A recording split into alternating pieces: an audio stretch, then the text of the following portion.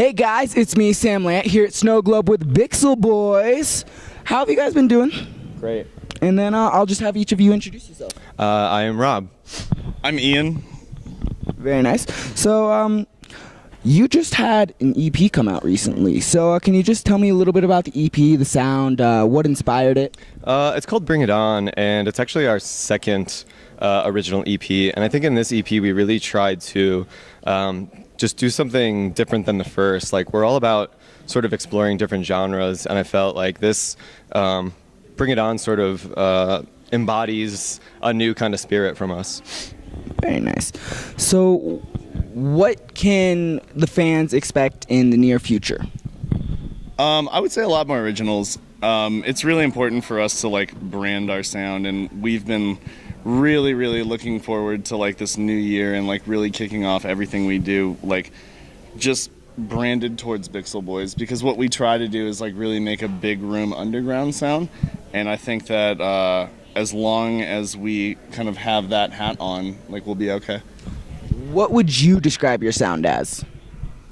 I think big room underground, like that's kind of like what we joke about in the studio, and like every time we go in, we end up like kind of creating like this sound that we love underground music, and we love techno, and we love, you know, like things for a warehouse. Was that the music you grew up listening to? No, absolutely not. What genres were you a fan of when you were little?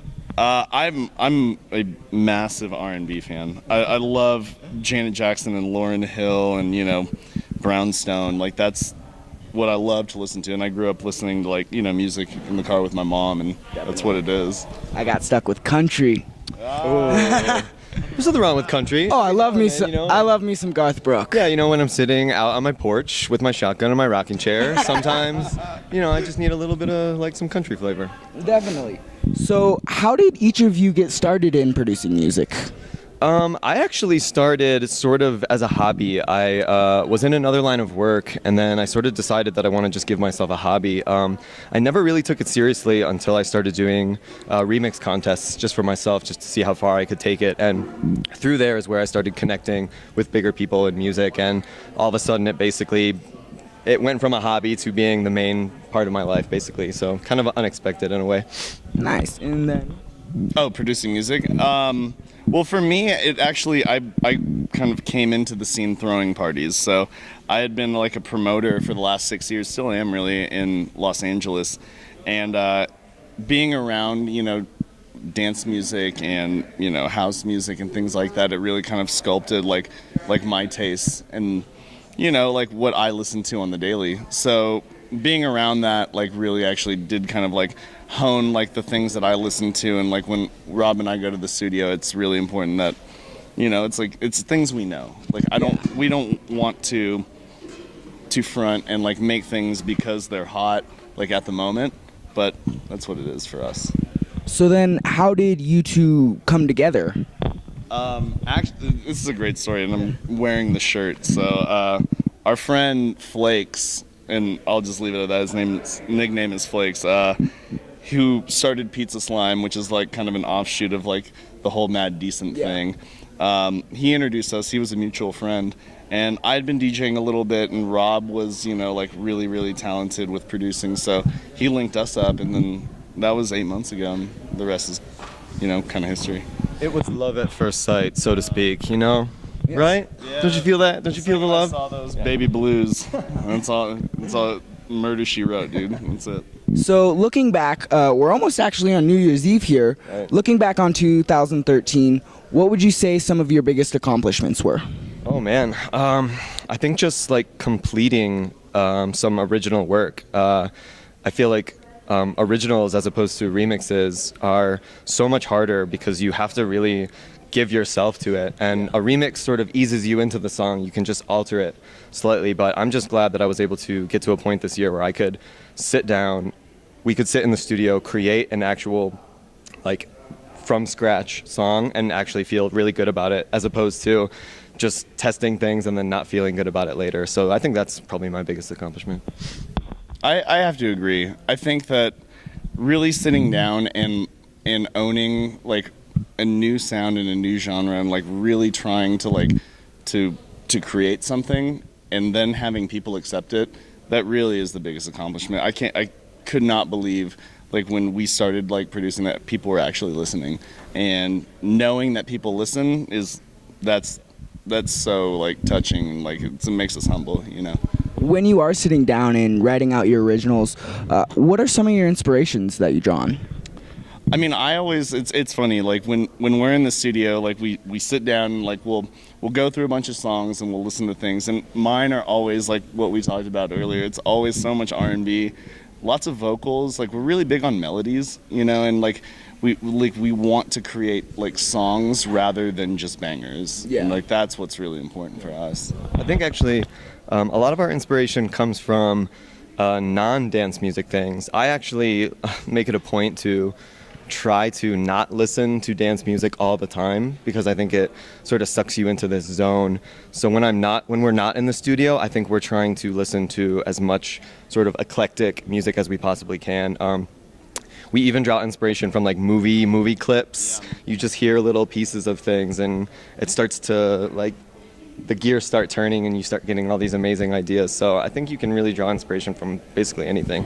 You put the movie clips into your music. Oh, yeah, and you can almost actually use them. They might not necessarily make it into the final product, but they do sort of get you going. They start to dictate how the song will evolve, and it's sometimes as simple as a line from a movie or just a quick cut of a record. It can be just like a 1-second cut, and that will in turn evolve into something really crazy. And I think that's what we try and do. We really try to organically evolve those little samples that we try. Also too, like he's talking about like movie clips. Bring It On was like, it was a complete homage, I guess, for us for just cheerleading, you know, and like it was something that we kind of sat back and we were like, Bring It On is like from the movie, you know, and like we were all like just sitting there like watching like clips and seeing how hype people got off of cheerleading, and it made us like, why can't we correlate this into dance music? Oh, definitely. Yeah. So what is your 2014 goals? I think our goals are to sort of just take the next step with our music making, and by that I think I mean continuing to sort of evolve our sound rather than just being okay with the way it is now. I feel like electronic music sometimes feels stale because people they get in this comfort zone and they feel comfortable in that zone, and that's what they want to create forever. And I think when we were talking early on, it became very apparent that both of us want to continue to evolve. So I think this upcoming year, I think it's really important for us to move the sound in a positive direction rather than just be okay with what we've got. I completely agree. I think that looking back on like the things that have worked for us, like cannot dictate like where we move to, and what we really want to do is like grow organically and like know that, you know, the things that we've done previously don't like pertain to what we aspire to. And it's like every song is a case by case basis. It's not about like really like being like, oh, we need to make this, you know, we need, like this will make the club go wild or anything like that. It's about really like being honest, and I think honesty is like a big part of what we do. I have some quick questions for you here. These are just rapid fire. Answer them without thinking, and we'll start on this side. All right, let's go. Would you rather be a Disney princess or a mermaid? Disney princess. Would you rather see a unicorn or a troll? Unicorn. Would you rather be a cool cat or a gracious giraffe? Cool cat.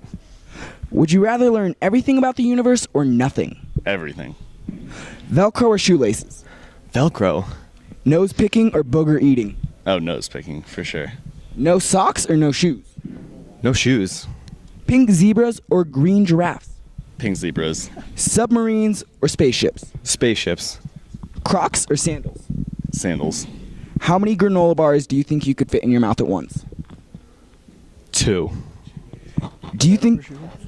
Is that 2? Do you think I could do 2? Well, what size granola bars are we talking about? Oh, I'm sorry. These are quick questions. My bad. Valley? I'm going. Oh, no, I'm thinking like the little thin, like the ones chocolate that, chip ones. Oh, definitely 2. Definitely 2. If you fold them, there's a strategy involved. Yeah. Oh, yeah. I wish we had some right now. I would do it. Next time we'll have to bring some. Do you think you could fight off a shark? Absolutely. Yeah. What is the first thing you would do in the 1800s? invent the wheel. No, wait, the wheel was already invented. I would want to invent something. I would want to invent the typewriter. Typewriter, very nice. What was the first trophy you won? If you can think of one, the earliest trophy you can think of. It was a film. It was a film trophy for my high school documentary on paintballing. Okay, I gotta ask you about this. Bring it in. Here we go. Were you into paintball when you started this film? Oh no. Oh, the film. Yes. Yeah. Oh yeah. Yeah. So then how did that, so you just were like, okay, let's make a film project about paintball. So I was in a high school film class because my dad's in the movie industry and stuff. So I was in a high school film class, and then I was really into paintball, and I had a bunch of friends that were into paintball, and I was like, you know what, like let's do what you know. So I did a documentary on me and my friends playing speedball. Well, that's pretty awesome. So we're gonna have you grab a couple of questions out of the hat, and then we'll have you read them off and answer them. Here we go. Okay. First live concert I attended was 311 with my brother. Oh, it's so good. And it was one of the best concerts of my life. And actually my birthday is 311, so it was sort of meant to be, right? 311 That's was cool, perfect. right? They were cool. I must have been 16. Yeah, about 16. And then what'd you get? Oh, this is great. If someone were to make a movie of your life, what genre would it be? Drama, comedy, romance, action, horror, western, or science fiction? It would be a romantic comedy, and I would be played by Drake. Very nice. And the next hat question we You're way have. better looking than Drake, dude. Way better. He couldn't touch you. Let's see. Okay. You are stranded on a desert island, and the only thing you have is a book. What is the book? The book is War and Peace. Deep. Keep you busy for a while. I went deeper with it. I went deeper. Might as well. If it's the only book you have, might as well something with layers. None of these kids are gonna know. Yeah. My question is, tell us about the last time you had to ask for help. There are fireworks going off right now. Oh, there are fireworks. Happy New Year's Eve, apparently. New Year's Eve. Cascade is crushing it right now. Last time I had to ask for help, I talked to my mom on the daily about just advice on, how to maintain work and life and moving forward as being an adult, which is one day you'll understand. Oh, I already understand. I ask my mom daily for advice in school and stuff. Yeah, so I always ask her about, just moving forward, like things like taxes and, managing my accounts. So I always ask my mom for advice, for sure.